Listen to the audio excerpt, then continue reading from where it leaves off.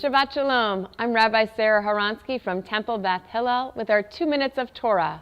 This week the Torah portion is Truma.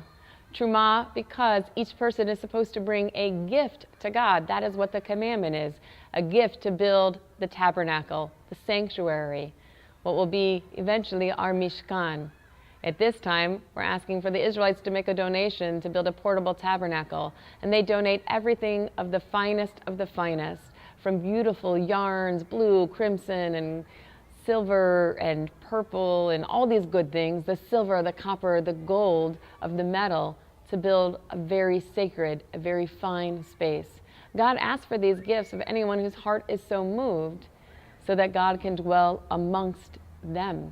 Amongst you is what the text says. God doesn't say to dwell in it.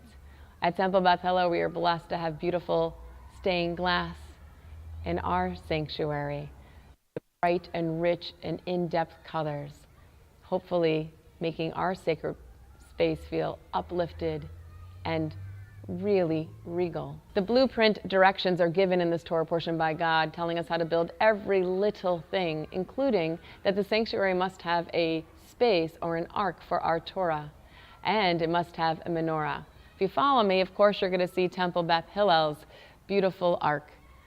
It was designed by our architects and the people of our congregation some almost 60 years ago. Temple Beth Hillel is 70 years old, but the sanctuary came a little bit later.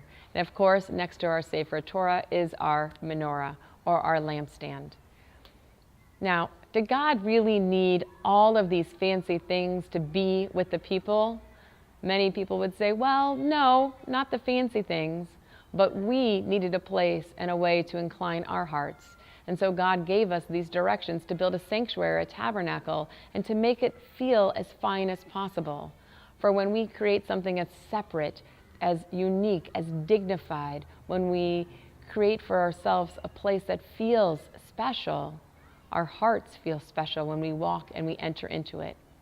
Now, God will be amongst the people wherever we may go, but we know when we gather together in community, when we gather together in prayer, when we gather together in music and in song, this is where our hearts are rightly inclined to receive God, to be open to God.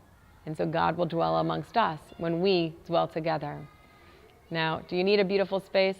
Not necessarily, but it certainly helps get our mind and our hearts ready to receive words and to be in that place where God can dwell amongst us. I wish you a Shabbat Shalom.